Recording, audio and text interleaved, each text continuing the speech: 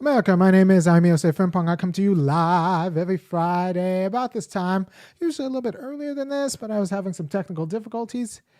But I'm here today to talk to you about gifted and talented education. I want to talk while people file into the show. I want to tell two quick stories about my own youth. So I just remember when I was about fourth or fifth grade, and I started noticing people getting yanked out of my class at special times to go get some special knowledge. And then they'd come back with a little bit more, attitude, a little bit standing up straight. And then I learned that after a while, one of them leaked that we were going to the gifted and talented program. And, it's because we're gifted. And I was like, well, I guess I'm ungifted. And it turns out that there is a study that just came out that said that I'm getting the study now, that it actually doesn't affect separating gifted children from losers like myself. Hasn't really led to special achievement for the gifted children, but it does tell the other students that they're losers, which was a message I got clear, because kids, they don't have a lot of things to base their identity off of, discretionary activities to base their identity off of. That's why kids within 3 or 4 days of having recess knows who's the fastest kid, because foot speed is something that you could actually judge each other on and distinguish yourself with, right? So these distinguishing features, there aren't a lot of them. Whereas if I walk into a group of adults, we don't size ourselves up by blank and blank being faster than the other person. That's because adults have other things in order to distinguish their identity with, right? But if kids are told that school is important and that's why we take you away from your parents for 7 hours a day, and then they're also told that blank and blank is better at this important thing, through some sort of inherent gift, it turns out that it really does do a job on the people who are left behind. This is the article. You could just Google it and find it. It was the Hanking Report, but you just Google any of the, Joe Bowler wrote it. You can just Google any of the specifics and it'll tell you the truth, that it turns out that these programs, and you go to these programs, and then often at the discretion of the elementary school teacher, who the students who like, and the elementary school teacher happens to like these. Turns out a lot of these white women like other little white girls, and they like those who are compliant, and it's pretty much at the whim of the elementary school teacher. Or you could do straight up an IQ test. But even those, it's not a public process, right? It'd be one thing if the teachers actually copped to it and said and had a taped meeting where they went through the roll and decided why your child was a loser. I remember I got a form from my kid last year about, she was selected as a candidate for the gifted program, but they needed me to fill out a few essays about why she's better than every other kid. And, I did that because you have to understand that there is no neutral on a moving plane. Either you're labeled one thing or you're labeled a loser. There is no, well, you can just opt out, because no, there's a world where this is a distinguishing factor, and you have to weigh that against the damage of not being selected for the program, especially when your friends are selected for the program. So what does this mean, and the damage that kind of identity does? Because make no mistake, these programs are not primarily for different educational content. They're to groom you for different educational identities. And I'm going to let you chew on that. Remember, it's not about education. It's not about establishing different educational content. It's about establishing educational identities. And I'm going to let you chew on that while I hit the opening. To the beat, yo. Yeah. Sound good to me. Never change the ways for the world or the government. If I was the president, then I would state facts. You leave it up to me, I paint the White House black and ain't no future in your front.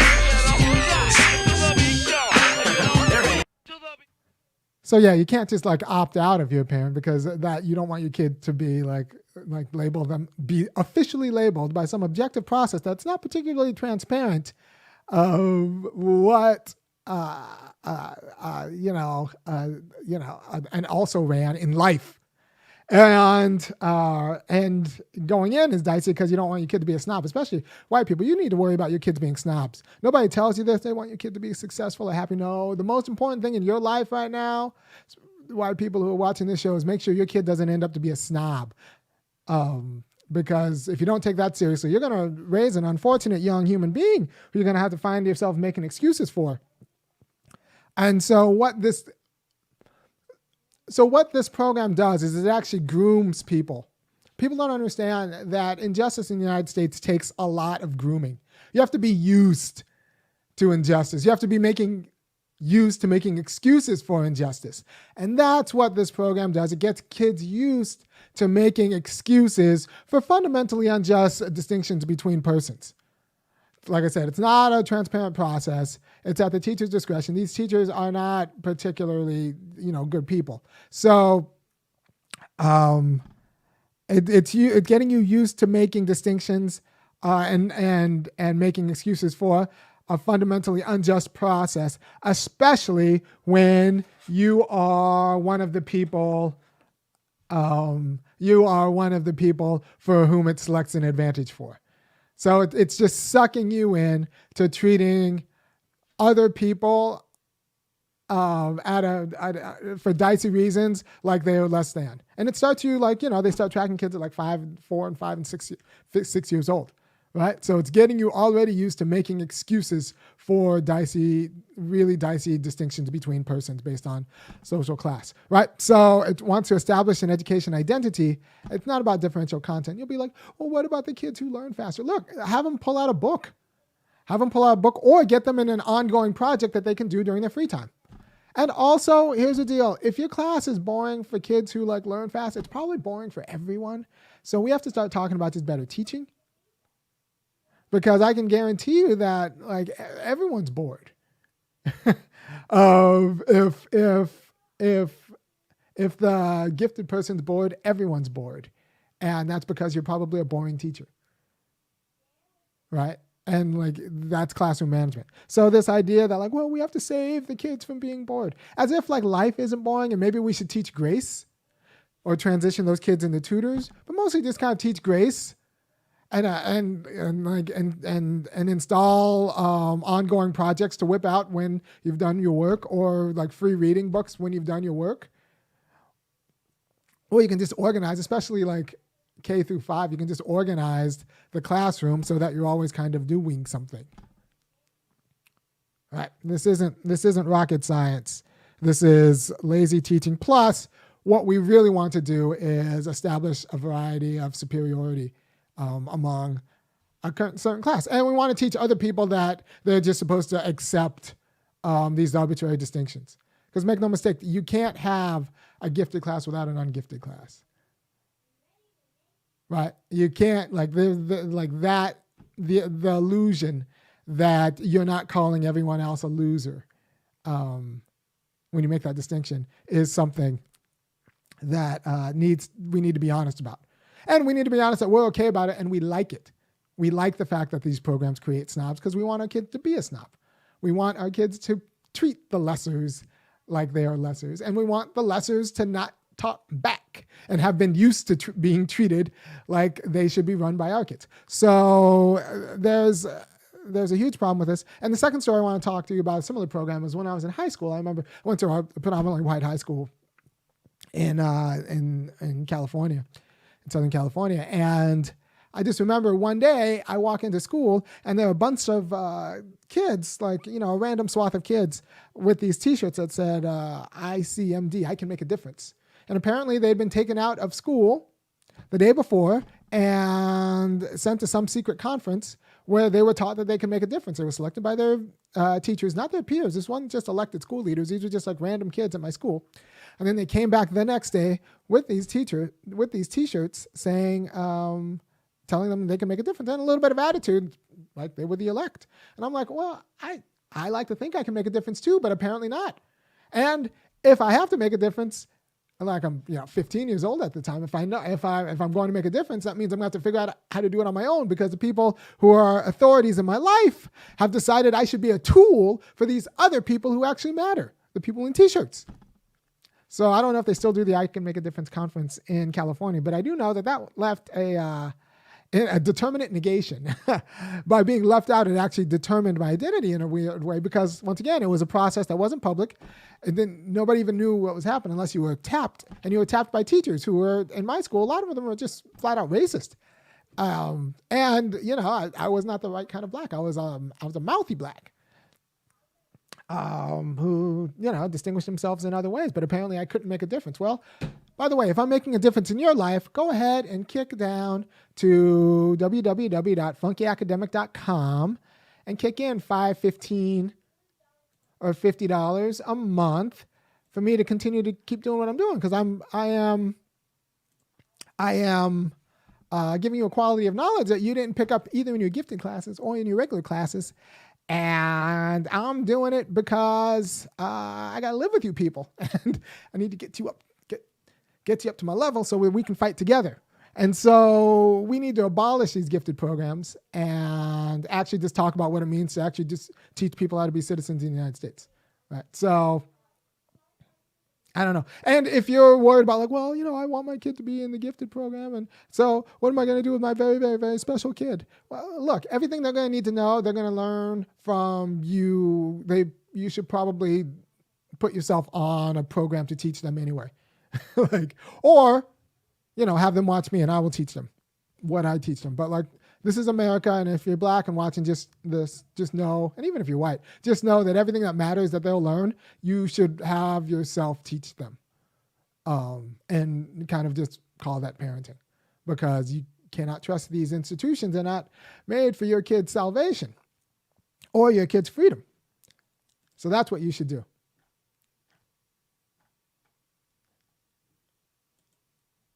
So there's this notion that, it's funny because I was talking about this with a buddy, and she was like, look, I was actually picked for this program, and they told us that you're going to be bullied for being in this program and how to handle that.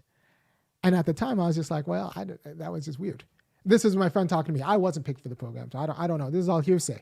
I don't know what goes on in these secret cabals of 8, 9, and 10-year-olds. But apparently they're telling you how to rule over us. Just imagine that. You're being heaped. You're seeing resources being asymmetrically distributed to you. You're being told that people outside of this little sphere will be resentful of the resources that are asymmetrically heaped onto your development.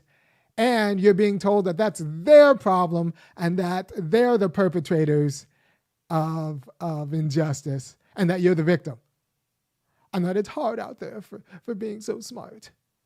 I don't know. That's just never. So this is why, like I said, it's setting you up. It's grooming you to just be comfortable with and reproduce a quality of class injustice that you should fight against. And it's grooming you to make excuses for class segregation. And it's grooming you to make excuses for race segregation. And I don't want you to be the kind of person who makes excuses for that. I want you to see this for what it is, and I want you to raise the kind of kids who see this for what it is.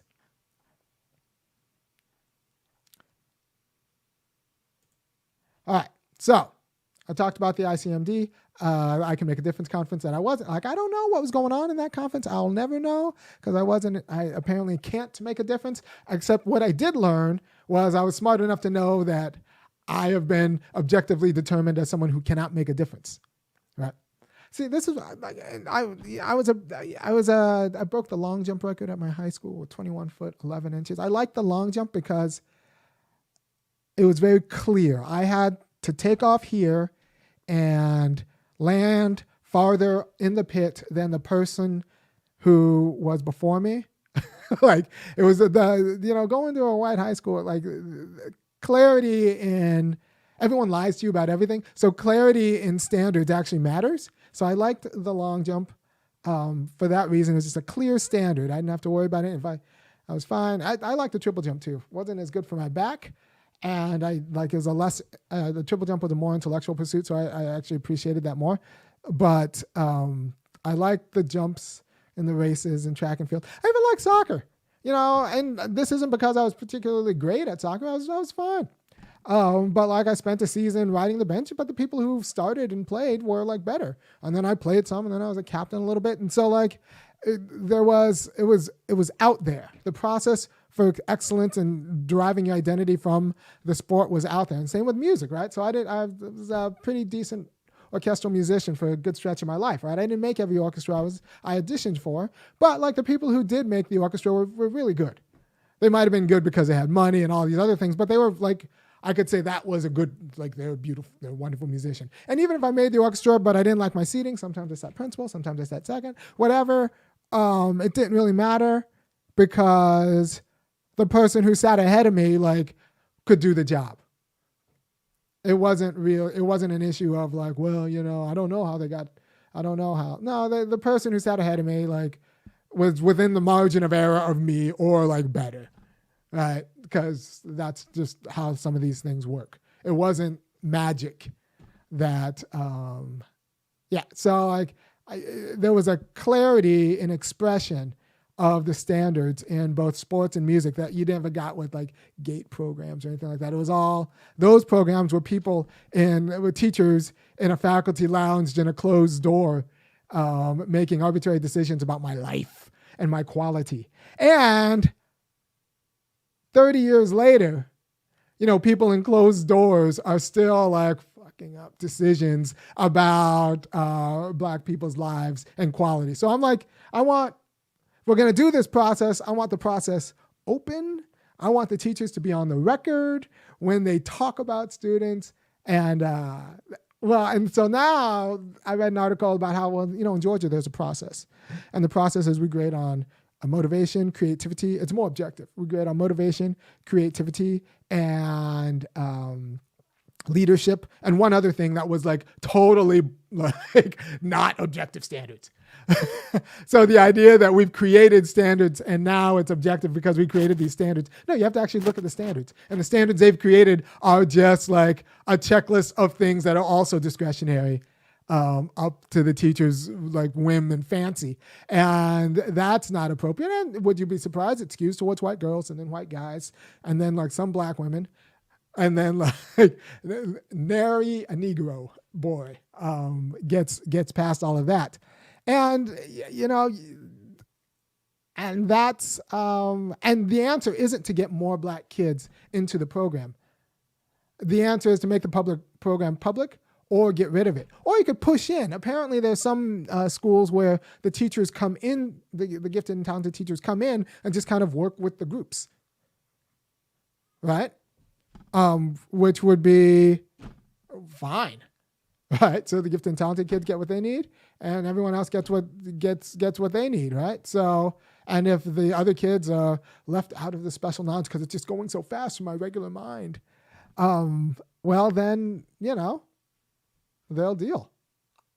So you could push in, but I actually think the theater of pulling kids out of class is part of the appeal of the program.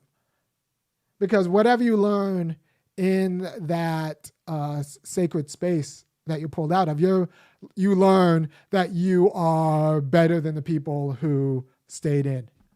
And that's the lesson that we're serious about teaching kids.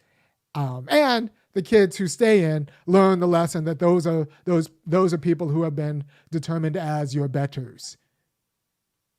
And anyone who's telling you anything different, that's not the lesson that's transmitted, is like someone you shouldn't actually take seriously about anything in life.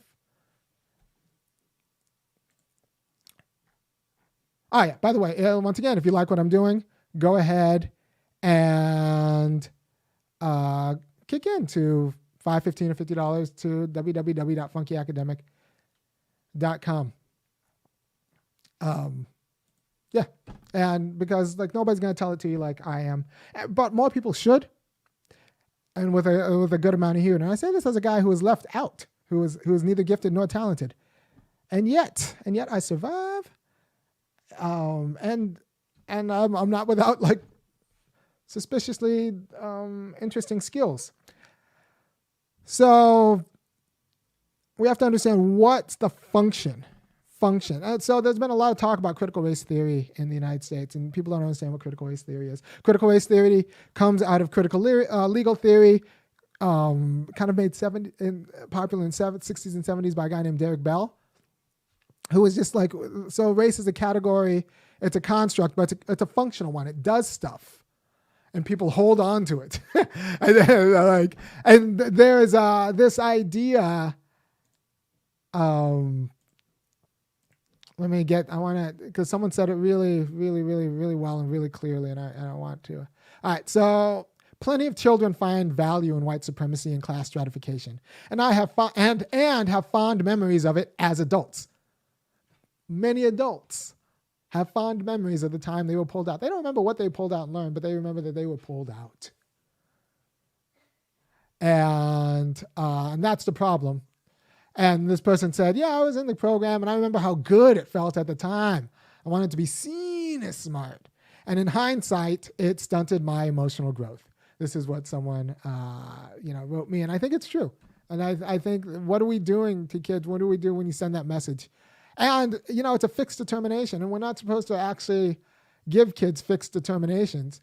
And it's a fixed determination positive for the people who are in it and a fixed determination negative for the people who are out, because they don't know why they're out. They just think it's like a fact of nature. I just thought this is just how it is. It's not like, well, we'll retest you next month, and here's a list of things that we're looking for. No, it's all secret, and it's secret on design because we want it to be mysteriously like a mysterious determination, like something like the Sorting Hat. Out of Harry Potter. And it's not an accident, right? So I don't really blame the kids. Although they like it, they don't know enough. They're just being pawns. But what they are groomed to be rulers and make excuses for all manners of injustice. That's what they're being groomed for from an early age. They're being groomed for it, and we need to put that. We need to put that stop. We need to make, and the fight's not going to be against the kids necessarily. The fight's going to be against the parents who need it and the teachers who are very comfortable reproducing the system, because all the teachers themselves were picked as gifted, or they were picked as not gifted and have issues about that in a way that they don't feel like they're the kind of person who could fight back, right? So the problem is going to be the teachers. But a lot of teachers are white women, and we don't know how to hold white women accountable for their injustice. We don't know how to do it. We don't know how to do it. We have to pretend that all teachers are like saints, and we have to pretend that all white women are virtuous because they're women. But it turns out that like actually in the school to prison pipeline, the teachers at the school do as much or more to like make that pipeline a real thing than the cop husband they have at home. All right. So I hope I clarified your thinking about this gifted and talented program. I want you to leave here knowing that it's not about the educational content in the program. It's the educational identification. That's what's produced. We're producing identification, people who identify themselves and identify others as, within the program and without the program or outside of the program. And that's the danger, and that's the damage you do to students. And we do it unnecessarily, unless it's necessary to keep this class and race game that we want to keep going on. And that's what's really driving it. We're grooming people to accept fundamentally unfair and inappropriate race and class distinctions in social positions. And if they were appropriate, we would open up the process and do it publicly. Tell me. In public, in front of a camera, why this kid gets in and the other one doesn't. So teachers don't want to do that. So it's all behind, a secret committee that, those secret committees never work good for black people. There was a video. I'll play it next time. I don't have it. There's a video. It's on my YouTube channel about, it was a scene from The Good Wife where this black woman is a candidate for a job at the law firm. I'll put it in the description of this video. And she's a candidate for a law firm. And then it has the realest hiring committee discussion depicted I've seen on television. All right. Thank you for your time. Once again, if you like what I'm doing, you know what to do. It doesn't pay itself. I got bills to pay. And I'll talk to you later. Giving you the quality of political knowledge and insight that will help you not squander your life and kind of rescue meaning from it, then go ahead and go to www.funkyacademic.com and kick in $5, $15, or $50 a month, or make one enormous donations.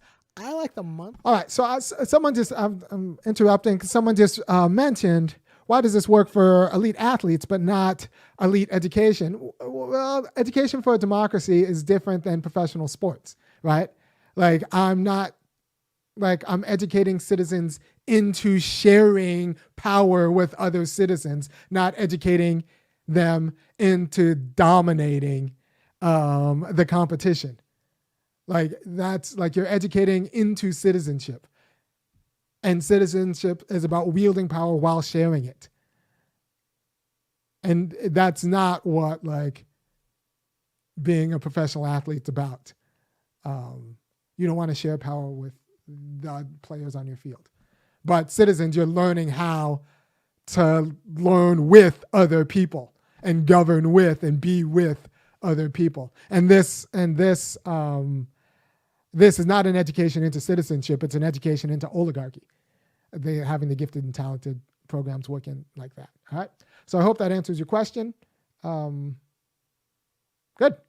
Yeah, you don't want to be cut. It's okay to be cut from a soccer team. It's not okay to be cut from America. So this idea that, this should be like elite sports is ridiculous. Public education and compulsory public education should be like elite sports is ridiculous. Or just underinformed. And now I've informed you. You're welcome. All right, let me get back to the commercial. Please, because it allows me to budget more, and that'll help me, with a marketing budget or getting better equipment that works all the time. Because in a lot of ways, freedom means having equipment that works every time you turn it on. And I want to be a free Negro. So if you like what I do, go to funkyacademic.com and contribute. Thanks often comes in the form of cash. And the site takes credit cards. If you appreciate the work I do every week and